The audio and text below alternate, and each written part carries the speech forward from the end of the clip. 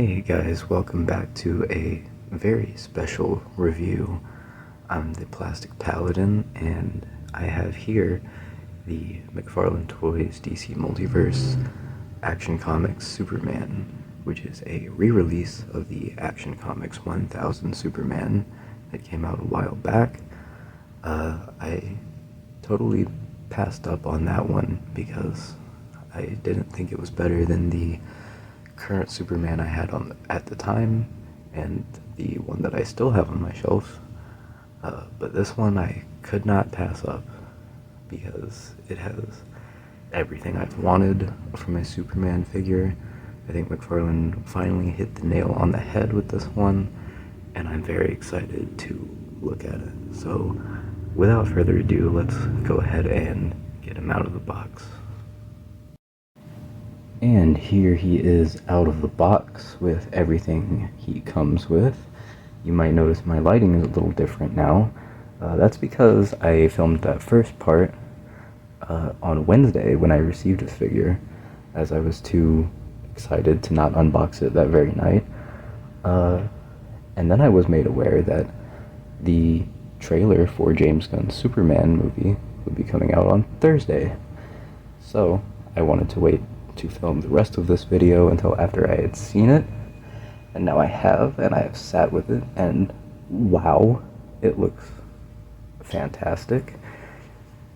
It looks a little MCU-ish, I'm not going to lie, but it looks great. It really looks like it's capturing the heart of the character. I'm very excited for it, and I'm very excited to look at this figure. Now, he comes with a flight stand and the usual art and info card, with that art by the wonderful Jorge Jimenez.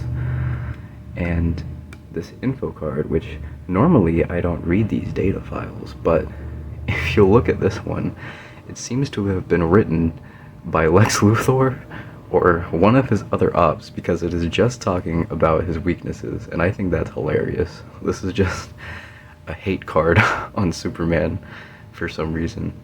Anyway, he comes with a grip hand and two flight hands. The grip hand is the one that was on him out of the box, but I went ahead and changed it to a flight hand for that right hand, because that's how I'm going to be displaying him, probably. I don't know what he would possibly need to be gripping. Pause. But I'm probably going to have him displayed with the flight hand and the fist. I really wish he would come with two fists. That would have been nice, but I'm sure I can take a fist off of someone else's hand. That doesn't sound right. Anyway, yeah. Let's get a closer look at the figure. Oh, before I do that, the flight stand that this one came with, I've had quite a few problems with McFarlane flight stands being extremely flimsy, but it's worth noting that this one is very solid. And it would need to be, because this is a heavy figure, even without the sculpted cape. So let's get a closer look at that. So here he is, and this is a re-release of the original Action Comics 1000 Superman they did a while back. I passed on that figure because it wasn't as good as the Superman that I do have on my shelf currently. But this one, when I saw the cloth cape with the S printed on the back, that just really sold it for me. So I'm very glad to have this, even despite the one thing that I know everybody's going to be complaining about, which is these single-jointed elbows that can only go about that far. So that's a valid complaint. I understand people wanting to find parts to customize this, put their own arms on him, but, you know, I think the arms look great sculpturally. A lot of McFarlane specifically have arms that kind of are really beefy, and like the biceps meet with the rib cage in a weird way that doesn't let them sit close to the body, but I think the way that the shoulders and biceps on these arms specifically are sculpted makes it look really nice and natural where the biceps connect. So that's nice. It would be nice to have a little more articulation, obviously, but it's not a huge deal breaker for me personally. Speaking of articulation, I'm not going to go fully into it. It's your standard Mcfarlane articulation. Knees are double jointed. They can go pretty far back. No problems there. We have those ugly ball joints on the ankles, but I'm used to that by now, as should everyone be with figures at this price point. They go forward, they go back. We have a toe hinge, which is a little bit loose when he stands. Like, it's just a little wiggly, but that's not a huge problem because, of course, he's going to be flying most of the time. Let's also look at this head sculpt for just a moment. Mcfarlane has been really, really bad about head sculpts recently. Especially with Superman. Superman seems to be one of the characters they have the hardest time getting a good likeness for, but I think this is very, very close to being perfect. You know, his eyebrows look a little mean, he looks a little harsh, but at least he's smiling, and at least he doesn't look like he got stung by a bunch of bees in his face. So we're getting somewhere. Not a lot of ab crunch or anything, nothing too crazy there, but he can look up quite a bit, you know, just enough. He can look down pretty far.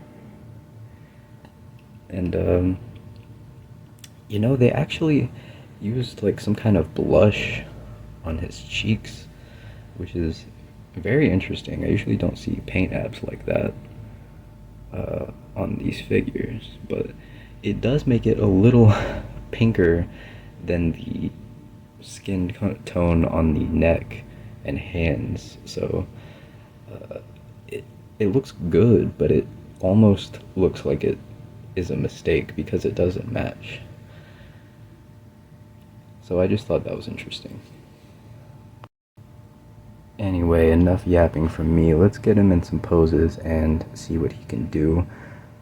And let's especially see what this cape can look like. So our poses here are probably going to be kind of basic because of the limited arm and ab articulation, but we're going to do our best. I still think he poses pretty well, and the cape adds, you know, just that little extra layer of dynamic action. And here I've got him kind of, you know, floating above the earth in space. I really like the stretchy fabric on this cape, but I think one thing they really need to start doing with these wired capes is just run the wire along the bottom too.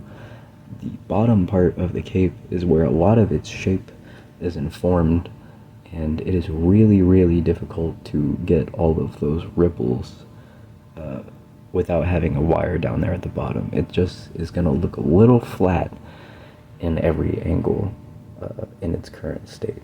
But you know, that is what it is. I'm just glad we're getting these kind of capes at all. Normally I wouldn't have it wrapped around this flight stand here, but we're just gonna go with that for a little bit. And here we go, kind of doing a what I guess you would call a Superman punch, huh? Here he is doing a Superman punch. You see, you can manage to get the cape to look kind of nice, but again, that bottom edge is just, it would be nice if I could manipulate this and give it some more folds, some more action, some more movement. And here we go. We have him doing my best version of a, superhero landing pose. This is about as far as he can get down. That's something I really, really, would beg Mcfarlane to start doing, is make the articulation just a little better on the male figures. They cannot crouch at all. Please, Mcfarlane. You don't only have to put thigh cuts on characters who ride vehicles. You know that, right? You can put thigh cuts on every character. It's not going to sacrifice the sculpt that much. Please, for the love of God, start adding thigh cuts, swivels. Please. It would make the crouching just so much easier. That's one thing I like about Marvel Legends over DC Multiverse at this point, is just the ease of posing. So, before we wrap it up, we're going to get into some comparisons, some side-by-sides. But before that, I just want to ask you guys, go ahead and comment below. Let me know what you think about the James Gunn Superman trailer, what you think about this figure. Heck, what you think about Superman in general. I am a huge Superman fan. It's also worth noting that this issue of Action Comics 1000 is one of the few comics that I actually do own. So this figure has been a long time coming for me. I'm a huge Superman fan. I'm gonna have multiple Supermen on my shelf probably by the end of all of this, if it ever ends. But yeah, just wanted to sort of gauge what my community thinks. So yeah, just you guys tell me your thoughts on the Big Blue Boy Scout. So here on the right, I have the Superman that this new one is replacing. This is the DC Essentials Superman, which was, a little known fact, my very first figure in my current collection. I had a collection as a child, but my guardians essentially sold or gave away all of it, all of my DC action figures, all of my Star Wars stuff. So yeah, that was like a huge sort of shock to my system, and then I went out and bought this DC Essentials Superman, and that kind of kickstarted me back into collecting. So I'm not going to be fully taking this guy off my shelf because I simply can't bear to do it, but the Mcfarlane Superman is going to be the one that is in my, main Justice League display, and when I eventually have enough room and enough characters to do a super family shelf, I'm going to have the Essential Superman there, probably. So yeah, it's nice to have another good, pretty much perfect classic Superman, this time with a posable cape, slightly better proportions. I've always thought the Essentials one was a little skinny. I do like the colors on it better, though. I'm not gonna lie. I like that somewhat lighter sky blue a little bit more than the primary dark blue that is on the new Superman. But I think these are both great figures, and I'm glad to have both of them. One of the few Superman characters that I do have is his son. I have the John Kent Superman. I think these two look pretty decent together. Obviously the blues don't match or anything, but that's normal for different characters having slightly different suits. Obviously I wish the John Kent was a little better. I did get him on clearance for a reason. I want to make a custom cape for him. I want to get a custom head for him.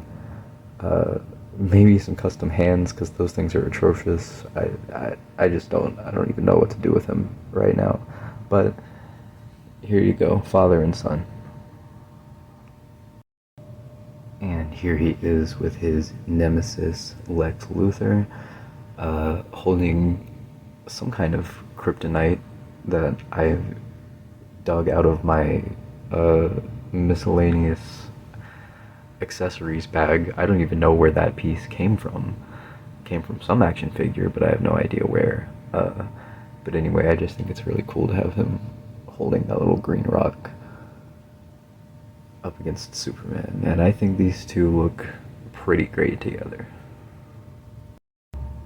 Here he is next to my custom painted Hush Batman.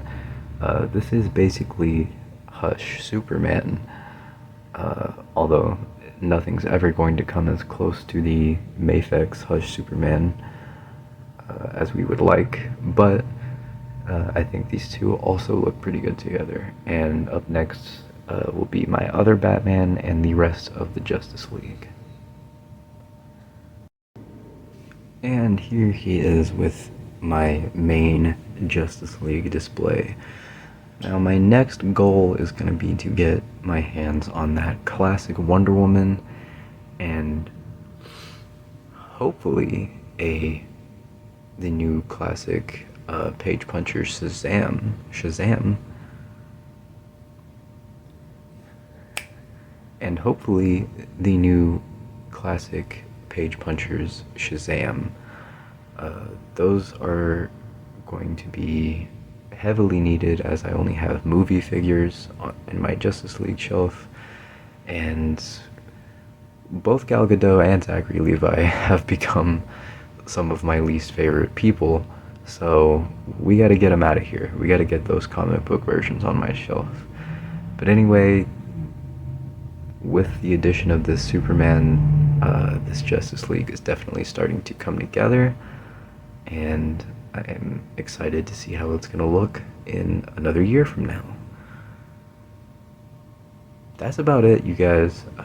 Thank you so much for watching. If you've made it this far, please like and subscribe. Please leave a comment. I care more about comments than likes or subscriptions, because it's just fun to talk about this stuff with you guys. So thanks for watching. I'll see you in 2025 with some more toy reviews. Have a good holiday, have a good new year. I'm Plastic Paladin, and I'll see you next time.